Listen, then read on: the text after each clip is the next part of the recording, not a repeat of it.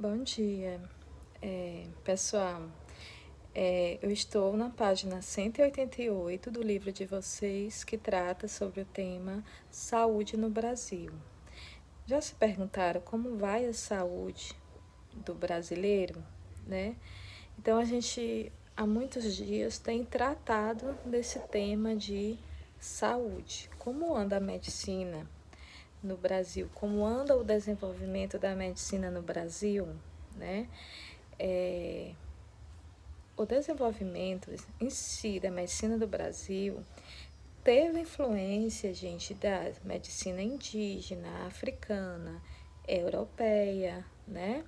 Os primeiros a praticar a medicina no Brasil, gente, foram os índios nativos que utilizavam o quê? Ervas medicinais tropicais para curar doenças.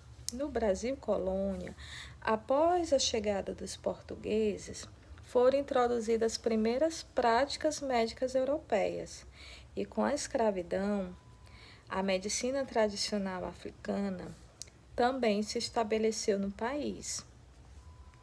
Antes da chegada ao Brasil, em 1808, do príncipe regente Dom João, a formação de profissionais era totalmente precária. Por quê? Porque não havia faculdades e nem escolas. A religião também, gente, interferia muito, né, no cuidado com os doentes. Dom João fundou duas escolas de medicina, uma na Bahia e outra no Rio de Janeiro. E nesse período, as doenças tropicais passaram a afetar os europeus recém-chegados. Mas os europeus também trouxeram várias doenças. Com eles trouxeram a varíola. Hospitais, então, foram fundados, né, para poder atender os doentes e também que a medicina brasileira, ela passou a ter autonomia. Institutos de pesquisa como o de Manguinhos, no Rio de Janeiro, e o Butantan, né, foram fundados.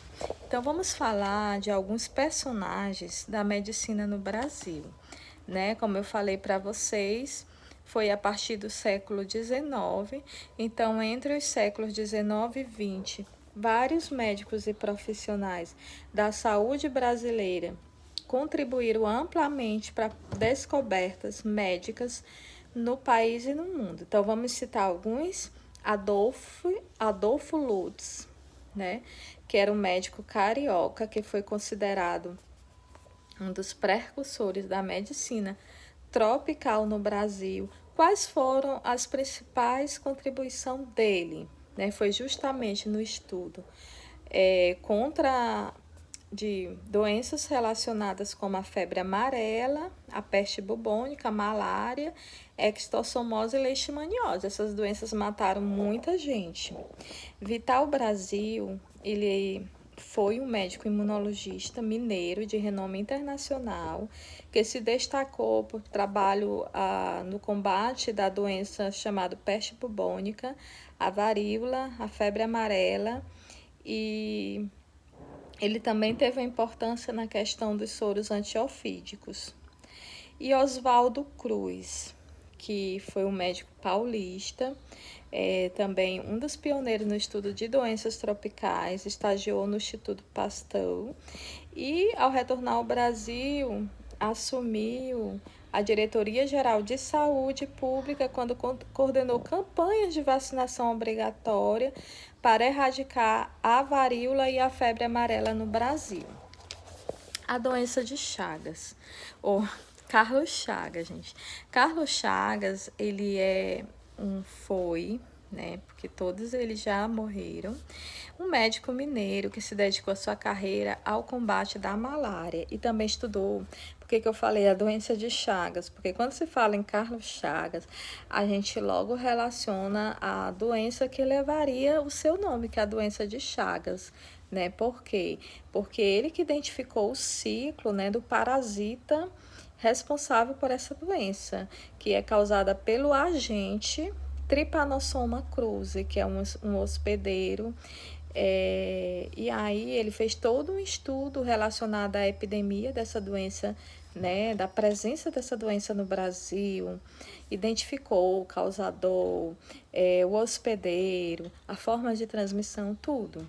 E Emílio Ribas, sanitarista paulista, fundou o Instituto Butantan, dedicou trabalho ao combate à febre amarela, determinando que a luta contra as larvas do mosquito fosse considerada uma medida profilática. Gente, vocês já ouviram falar em SUS, né? O que é o SUS? É o Sistema Único de Saúde. E no Brasil, ele foi criado pela Constituição Federal de 1988. E quais são os principais princípios básicos do SUS? É a universalidade, a integralidade e a equidade. São esses três princípios básicos. Repetindo, universalidade, integralidade e equidade. Isso quer dizer o quê? Quando se fala em universalidade, quer dizer que todos devem ter acesso aos serviços de saúde, né? Sem discriminação com relação à cor, à condição financeira, né? Ao sexo, à ancestralidade, nada disso. Quando se fala em integralidade, é o que, gente? Que todas as pessoas, todos cidadãos, resulta de acesso à terra, emprego, renda, saneamento básico, serviços de saúde como a prevenção, tratamento, reabilitação, educação plena e para toda a família. E quando se fala em equidade, gente, é o direito à saúde visa reduzir o que? Justamente as desigualdades entre indivíduos e populações. E quando se fala em qualidade de vida nas diferentes regiões do Brasil, será que tem alguma coisa a ver? A gente fala muito em índice de desenvolvimento humano. E segundo o relatório do desenvolvimento humano em 2014, que foi publicada pelas Nações Unidas, o IDH, né, do Brasil ficou entre 0,744, que fica correspondente à posição 79, entre 187 países. Então, durante as últimas 3 décadas, o IDH do Brasil vem crescendo, e esse valor é mais alto que a média para os países da América Latina. Mas o Brasil é um país muito grande e muito grande também, gente, essa questão das desigualdades sociais encontrada nas diversas regiões do nosso país. Então, será que esse valor do IDH reflete mesmo a qualidade de vida de todos os brasileiros? Né? Então, separando o Brasil em regiões, esses valores eles mudam bastante. Então, de acordo com o Atlas do Desenvolvimento Humano nas Regiões Metropolitanas Brasileiras de 2014, a diferença entre o maior IDH do país, que é de São Paulo, né? E o menor, que é de Manaus, é de 10,3%. Então, apesar de a diferença ser diminuída consideravelmente nas últimas décadas, o que esses dados nos apontam? Que é muito importante criar políticas públicas que resultem em valores mais equilibrados. Por exemplo, gente, a falta de água tratada, a falta de saneamento básico, principalmente nas periferias, né, das cidades grandes, na região norte e nordeste do Brasil, faz com que muitas doenças infecciosas, como diarreia, cólera, malária, né, afetem grande parcela da população.